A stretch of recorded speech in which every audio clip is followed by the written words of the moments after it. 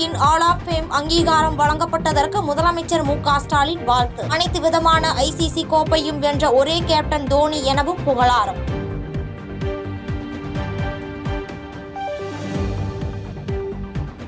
தாம்பரம் அரசு விடுதியில் 13 வயது சிறுமியின் கால்களை உடைத்து பாலியல் வன்கொடுமை செய்த காவலாளி மேத்யூவுக்கு 15 நாட்கள் நீதிமன்ற காவல். ஜூன் 23ஆம் தேதி வரை சிறையில் அடைக்க செங்கல்பட்டு மகளிர் நீதிமன்றம் உத்தரவு.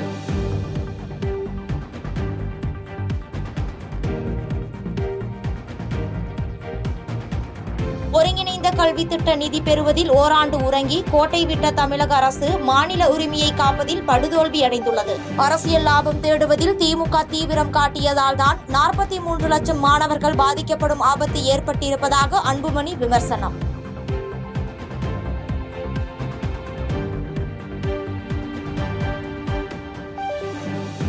நாமக்கல் மாவட்டம் சித்தாம்பூண்டி அருகே தோட்டத்து வீட்டில் தனியாக வசித்து வந்த மூதாட்டி கொலை செய்யப்பட்ட வழக்கு. கரூர் மாவட்டம் குளித்தலை அருகே பதுங்கியிருந்த 2 பேரை கைது செய்து போலீசார் விசாரணை.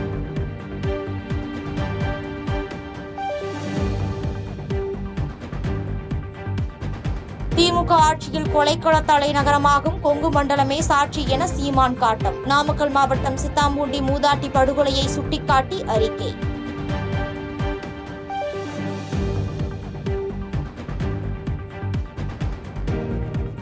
கர்நாடகாவில் தக் லைஃப் படம் வெளியாகும் திரையரங்குகளுக்கு பாதுகாப்பு கோரிய வழக்கு ஒத்திவைப்பு. வழக்கை வரும் 13ஆம் தேதிக்கு ஒத்திவைத்து கர்நாடகா உயர்நீதிமன்றம் உத்தரவு.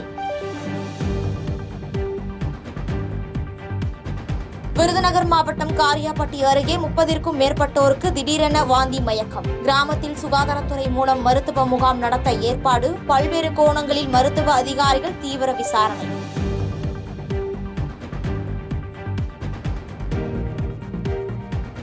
சர்வதேச கிரிக்கெட்டில் இருந்து ஓய்வு பெறுவதாக அறிவித்தார் மேற்கிந்திய தீவுகளின் அணியின் நட்சத்திர வீரர் நிக்கோலஸ் பூரன். 29 வயதிலேயே ஓய்வு அறிவித்ததால் ரசிகர்கள் அதிர்ச்சி.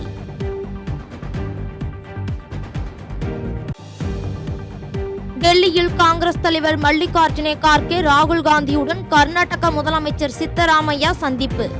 பெங்களூரு கூட்ட நெரிசலில் சிக்கி 11 பேர் உயிரிழந்த சம்பவம் குறித்து காங்கிரஸ் தலைமைக்கு விளக்கம். சென்னை சென்ட்ரல் மெட்ரோ ரயில் நிலையத்தில் அமைக்கப்பட்டுள்ள புத்தக பூங்காவை திறந்து வைத்தார் முதலமைச்சர் மு.க. ஸ்டாலின். பொது நூலக இயக்ககம் சார்பில் அனைத்து மாவட்டங்களிலும் கட்டப்பட்டுள்ள 110 கூடுதல் கட்டிடங்களும் திறப்பு. தமிழ்நாடு பாடநூல் மற்றும் கல்வியியல் பணிகள் கழகத்தால் உருவாக்கப்பட்ட 84 நூல்கள் வெளியீடு. நூல்கள் விற்பனைக்கான மின் வணிக இணையதளத்தையும் துவக்கி வைத்தார் முதலமைச்சர் மு.க. ஸ்டாலின்.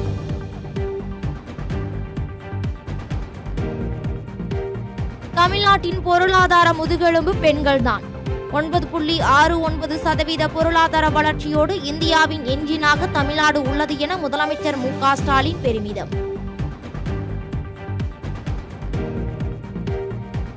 ஊரக பகுதிகளில் 1 லட்சம் புதிய தொழில்களை தொடங்க கடன் வழங்கப்பட்டுள்ளது. உலக வங்கி உதவியுடன் அடுத்த 5 ஆண்டுகளில் பல்வேறு திட்டங்களை செயல்படுத்த உள்ளதாக முதலமைச்சர் மு.க. ஸ்டாலின் பேச்சு. வருங்காலத்தில் உலக வங்கி உதவியோட 409.79 மில்லியன் டாலர் மதிப்பிலான முக்கியமான சில திட்டங்களை தமிழ்நாட்டில் செயல்படுத்த போறோம். முதலாவதா BCF.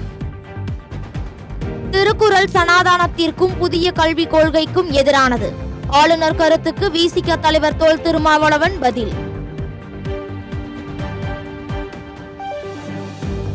நீட் தேர்வு முடிவுகளை வெளியிட தடை விதிக்க முடியாது என சென்னை உயர்நீதிமன்றம் திட்டவட்டம்.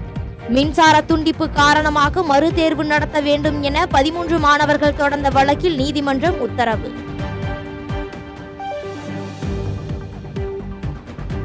நாட்டிலேயே முதல் முறையாக வணிக வளாகங்களின் வழியாக மெட்ரோ வழித்தடம் அமைக்க சென்னை மெட்ரோ திட்டம். சென்னை திருமங்கலத்தில் அமையும் புதிய ரயில் நிலைய வடிவமைப்பு திட்டத்தில் புதிய முயற்சி.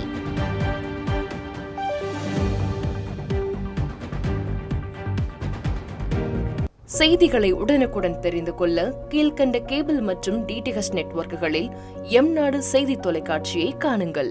பாதகம் செய்பவரை கண்டால் நாம் பயம் கொள்ளலாகாது பாப்பா. மோதி மிதித்து விடு பாப்பா, அவர் முகத்தில் உமிழ்ந்து விடு பாப்பா. அண்மை செய்திகளை உடனுக்குடன் தெரிந்து கொள்ள இணைந்திருங்கள் எம் நாடு தொலைக்காட்சியுடன்.